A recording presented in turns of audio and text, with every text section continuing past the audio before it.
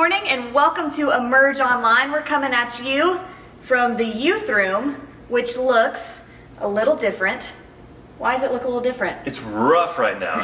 We're in like a construction, more like a deconstruction zone. We're standing actually where the drum cage, that big plexiglass glass box where we put the drummer, Gabe usually lived in that space. That was terrible. I said Gage. Yeah, that's good. Sorry. That's good. We'll do that again. Yep. Hey, good morning. Welcome to Emerge Online. We're coming at you from the youth room. I'm Nikki. I'm Clint. And things may look a little different this morning. If you are first time joining us, this is not normally what the stage looks like. What are we normally seeing here? We are actually standing where the drum cage usually is, that big like plexiglass box where we put Gabe the drummer, and we've taken all that out. Everything's going to be ripped out of here, flooring, carpet, walls getting painted, like a total facelift renewal to this space, our Pier 6 room, the welcome room, the 7th and 8th grade teaching room, like every room upstairs is getting a real refreshing, and it's going to be awesome. But we're right in the middle of it, which is why this looks so crazy today. Yeah, it's going to be, I'm so excited. Y'all aren't going to recognize this place, but when we all come back together, we just hope that it's a new, fresh space for us to worship together, and we really hope that you guys are as excited as we are for what's about to happen to the space. So stay tuned, and we'll keep posting updates and stuff on our Instagram to show you guys how all the work's coming. So for today, we're starting a new series. We've got worship coming at you and a lot of great stuff. So what we want you to do right now, text your friends. If they're not watching, they need to be. Watch this video on YouTube, send them the link. And then also, you just find a quiet place. Just get away, close your bedroom door, just go somewhere, maybe in your yard, and just kind of be quiet where you won't have any distractions so you can focus on what's happening next. And that is worship. Parts of our youth worship bands, some of our students are going to get together and lead us in worship right now. So you guys sing along with us. It's going to be awesome. We'll see you back here in a few. Good morning, guys. Thank you for tuning in with us today. Feel free to stand up where you are and worship with us.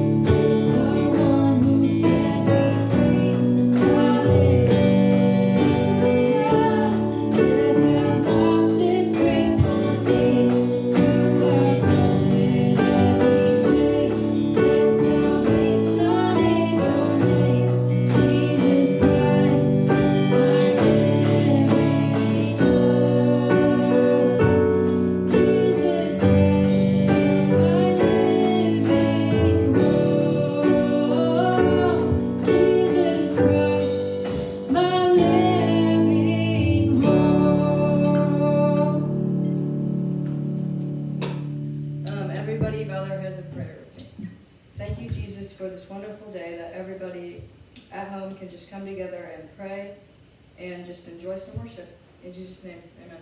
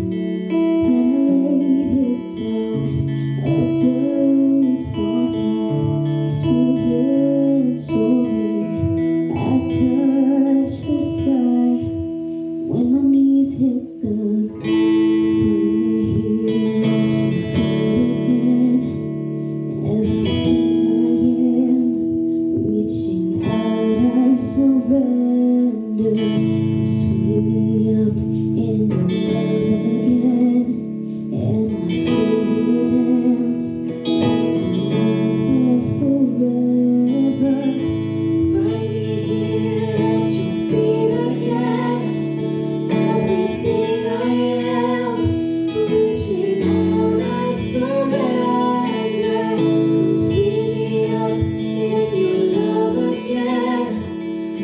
my soul will dance.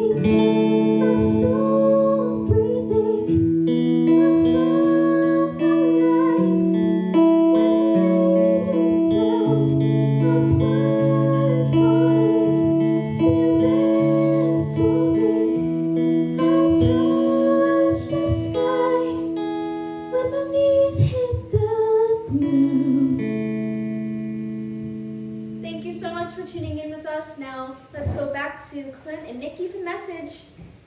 Bye.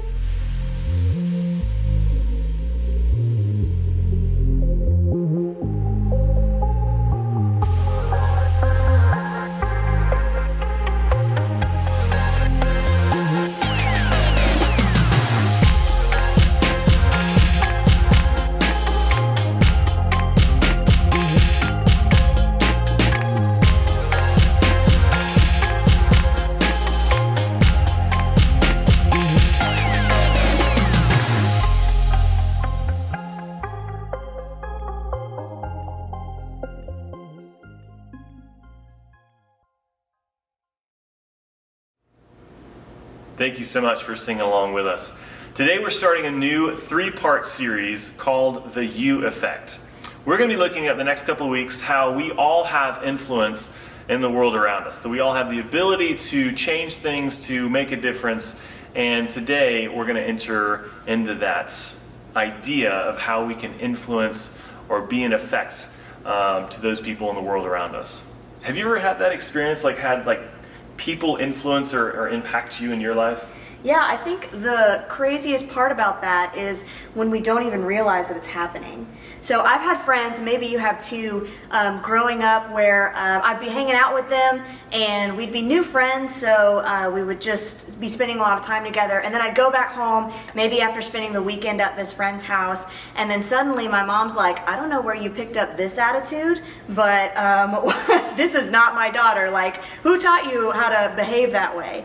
And so maybe you just don't realize the effect that your friends have on you, where you start acting a different way or making jokes differently. Do you remember when the your mom jokes were really big? Oh yeah. Yeah, it destroyed an entire generation, I think. Those poor parents that had to raise us through that. Sorry, Mom and Dad.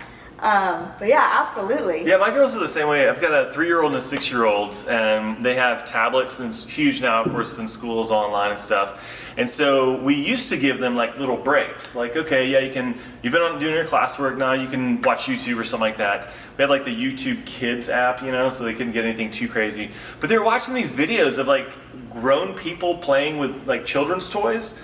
And the toys were all you just saw people's hands and stuff like that. But the conversations that these little toys were having were so disrespectful to other people. They're such brats. These little toys were had these personalities of just meanness and hatred, and our girls started acting that way because of what they saw on YouTube. I realize that's such a parent thing to say. I really do. I get it. But it was crazy, just how they were able to turn on and become like that because of the influence they were hearing and receiving from these little toy characters from this dumb play toy TV show on YouTube. Those darn Barbies. Right? Right? Oh, they're so sassy. That's so wild. And when we talk about influencers today, I'm sure your first thought goes to Instagram or YouTube celebrities, maybe Vine when y'all were younger. But that's not exactly what we're talking about. At the end of this series, we're not going to teach you how to get enough subscribers to where you can start being sponsored and selling detox teas on your Instagram stories. That's not what we mean. We're talking about influencers. But for this first week, we're actually going to, hopefully, by the end of this, you'll understand the effect that you have on those around you. And I feel like maybe we're in a couple of different spots depending on where you are in your life and what kind of person you are and the friend groups that you have. So you may find yourself in 2 or 3 different areas of this. Maybe you recognize the influence that you have. Maybe when we were in school, you were an SGA, or you were a section leader, or a captain of a sports team or something, and so you knew that you were in a position of leadership, that what you did mattered because you had minions isn't the right word, but people who looked up to you, right? Or maybe you don't recognize the influence that you have. Maybe you're just I don't really have a lot of friends. People don't really talk to me. I keep to myself. I can walk into a room and nobody would look up and see that I'm there. So maybe you feel like you don't have a large influence, or maybe you've just never even thought about the effect that you have on people at all. And so by the end of this, I hope that we can just help you open your eyes to the influence that we all have.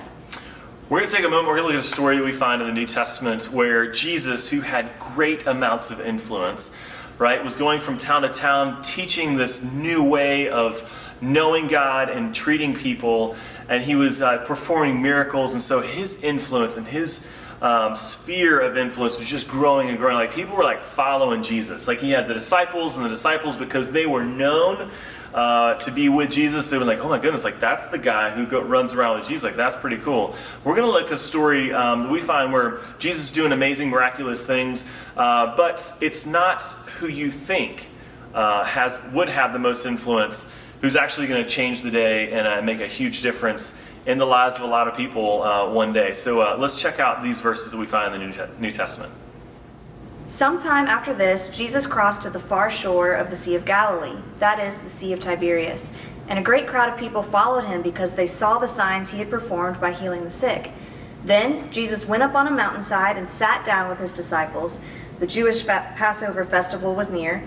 When Jesus looked up and saw a great crowd coming toward him, he said to Philip, "Where shall we buy bread for these people to eat?" He asked this only to test him, for he already had in mind what he was going to do. Can you imagine being Philip in this moment? First of all, Jesus had gained some popularity at this point, right? He had been going around healing people, performing miracles, and there were a lot of signs that he was this incredible miracle worker. So his popularity was pretty high, and so they show up to this mountainside. There's so many people. Later we'll find out it was at least 5,000 men alone. Here to hear Jesus speak, and Jesus looks around and is like, "Hey, Philip, how are we going to feed all these people?" Philip is probably thinking, isn't that more of your job, miracle guy? Like, I saw you heal that blind guy. Can't you, there's not a McDonald's around here, so I think this might be on you. Right. But then Philip answered him, it would take more than a half year's wages to buy enough bread for each one to have a bite. So in other words, like, you're kidding me. Like you said, like, this is what you do. Like, look around. We've all given up our jobs to follow you, Jesus. And you're asking me, like, how are we going to feed these people when we don't have, like, money to do that? Story continues, though. Another of his disciples, Andrew, Simon Peter's brother, spoke up. "Here is a boy with 5 small barley loaves and 2 small fish. But how far will they go among so many?" So apparently, there's only one mom in the entire village in the surrounding area who was thoughtful enough to pack their child a lunch. Everybody else showed up completely just like without any food, just like, "Hey, we're here. I guess you're going to take care of things. We're just following you around like a bunch of whatever." And there's like one mom. They were just going to use Grubhub, probably. Yeah, bro, that's brilliant. Yeah, DoorDash that joker straight to this rock where I'm sitting at, listening to JC preach. But the story continues on.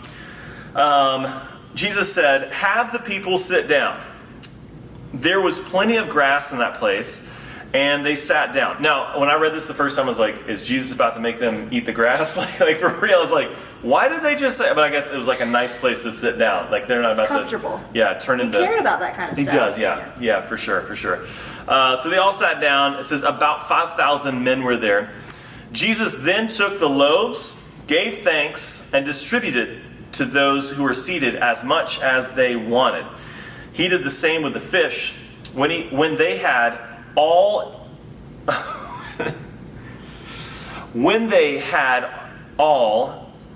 had enough to eat, he said to his disciples, "Gather the pieces that are left over. Let nothing be wasted."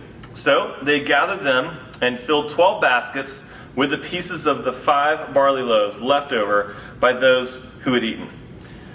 After the people saw the sign Jesus performed, they began to say, "Surely this is the prophet who is to come into the world." That's a wild story. Of the miracles, when you're talking about Jesus stepping into the catering business, it's a pretty Right. big deal, right? Yeah, absolutely. Yeah, I'd say that Jesus had a pretty big impact and influence on those around him. Absolutely. Because you show up and you expect to see something amazing. Like, you've heard these stories about Jesus. You show up with this expectation that, like, man, Jesus is about to blow us away somehow. Yeah. And I forgot to pack lunch.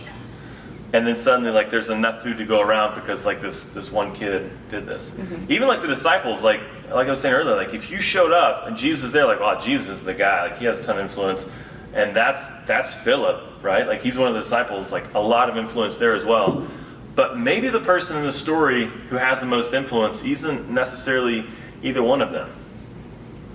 What if the person in the story with the most influence in the situation is actually the little boy who just steps up and kind of offers what he has? He doesn't like hide his stuff when Andrew says, hey, you know, this little boy has something to offer.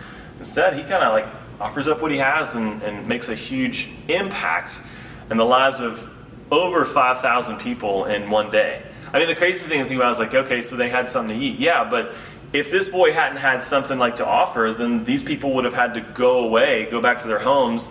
A lot of people were traveling for Passover. They would have had to go and find something to eat, which means they would have had to left the presence of Jesus, like to go find that. So just because, you know, the boy didn't have much, it's like, well, this is what I have, and he offered it, and these people were able to stay and hear an incredible message and be blessed by Jesus. That's a lot of influence. It's pretty cool. I'm sure if you looked at all of the 5,000 people that were there, this little boy, if you had asked him, hey, how much influence do you think you have over these people here? He probably would have said not much. But just like you said, man, he brought what he had, all that he had, and it was enough. Because when we bring what we have, when we bring that to God and allow him to kind of take care of the rest, that's when incredible things happen. And so when we're talking about influence and the effect that you have on others, we're going to start with the fact that yes, you have influence on those around you. You've got to think about the relationships that you're in, right? I mean, everyone's got your family that you're with right now, or your friends that maybe you're still able to see a couple of them, or at least FaceTiming them. When we get back to school, you'll have all of your classmates and your schoolmates, your teachers. Everyone around you is affected by the things you do, the behaviors that you have, and what you say. And so from that, once we realize that yes, we have an influence, then we get to decide how we want to use it. Do we want to be someone who uses that influence for good, like this little boy in the story who probably had no idea what he was getting into? Or are we going to allow our influence to bring others down and be that kid that mama doesn't want us to, our friends' mamas don't want hanging out with us, right? That's right.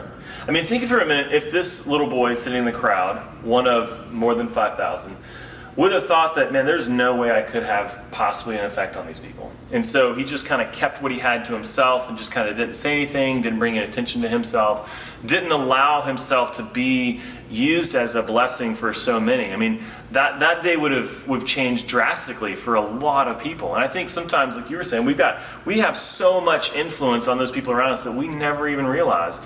But when we offer what we have, and when we lead people, using our influence, lead people towards Jesus or lead people towards a better hope and a future, then I think that's the reason we have those influence in our life.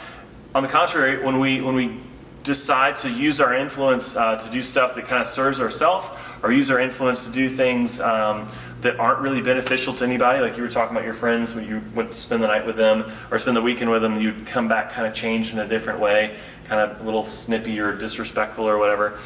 I can't picture you being that way. Oh, never. For it's worn for off what it's by worth. now. Yeah. But when we use our influence that way, obviously it doesn't help anyone, and it kind of pulls people perhaps away from their faith and away from Jesus. But this little boy, man, he stepped up in a big way. It was pretty cool. Yeah. Our bottom line for today, for this week of the series, is you have more of an effect than you think. And that's what we've been talking about. But also, man, having an influence and impact is just being willing to do something with the influence that you have. So just stepping up and being willing to be used, knowing that the influence that you have may not be thousands or millions of followers. You know, you may not be sponsored on Instagram or have a YouTube channel. We have a YouTube channel. You should subscribe and like and comment below. back on track. But just using what you have and allowing God to take that and create something incredible, to turn it into something more. Because like the boy who fed 5,000 people with his loaves of bread and 2 fish, and Jesus was able to create a miracle out of that, we're in the same place. Knowing that what we have is not enough, but with God it will be. So what we can do today is real simple. First of all, we have to recognize those people. Who do we have an impact on? Who is under our influence, right? Who do we have who do we affect? And then secondly, we look at what are their needs. Right? What are these people around us? Do they need encouragement? Do they need us to send them a text and be like, hey, just thinking about you, praying for you. Like, is there anything I can do for you? Can you drop them a letter like at their house? Social distance and being safe and all that kind of stuff. How can you bless them and be an awesome impact in their lives and influence them in great ways? And then the third step is then go do it, right? Who is it? What can you do? And then just go do it. Go be just an influence to lead these people to hope and to maybe just letting somebody know in these times we're all so separated that somebody's thinking about them. I know that as we've been talking, there's people in your life right now that God's probably placed in your heart. Maybe there's somebody that just kind of randomly runs through your mind or whatever. Man, think of how you could bless them and then just go do it. Doesn't have to be anything grand or crazy or expensive. Just let them know you're thinking about them. And that will make such a huge impact in their lives. The series that we just finished, talking about love and hate, we focused a lot on how we want to be known for the love that we have for others and how well we love those around us. And I think this series is a perfect follow-up for that, using the influence we have to love others well and to be a light to those around us, to be like Christ to the people in our lives. And so at the end of this, at the end of our relationships and where we end up in life, what do you want to be known for? What kind of influence do you want to have had on those around you? Hopefully a good one. We're going to hope that that's where your heart is. If not, we'll get there. We'll cross that bridge when we come to it. That's a squirrel. Anyway, what kind of influence do you want to have, and what can you do to make that happen? Our series again is called The You Effect, that you have the ability to affect the people around you. Your attitude, the things you say, the things you value, the way you treat other people, it all plays a huge part in the lives of those people close by you. I know you've experienced this in your own life, and so the cool thing is that you may not be able to control how other people have affected you in the past, the things that they've said or the things they've done to you, around you, but you get to choose and you get to have the opportunity to be a good impact, to be a good influence. The you effect, you get to choose on how those people around you are blessed or not by the things you say and do. So we love you, we believe in you, we miss you so much, and we can't wait until we're back in a room that looks a lot better than this one on Sunday mornings and throughout the week. So we hope you're doing well. We love you guys. Will you all pray with us as we close out? Okay. Father God, I thank you for these students that have joined us this morning. Lord, or whatever day of the week it is for them, God, just so thankful for the gift of technology that we can connect to our people in and around our community, Lord, amidst all that's going on around us. God, we just lift up our students and their families, Lord, and I just ask that you would help us to recognize the influence that you have gifted us with, God. Help us to see how we can serve those around us, how we can bring light and love into the relationships that we're in, God, and just help us to be a good influence, Lord, an influence that's based on you. Help us to be like you to those in and around our lives. So, Lord, we love you. God, just keep us safe until we can be together again. It's in your Son's name we pray. Amen. Amen. We love you guys. We miss you. See you at small groups tomorrow. See you guys.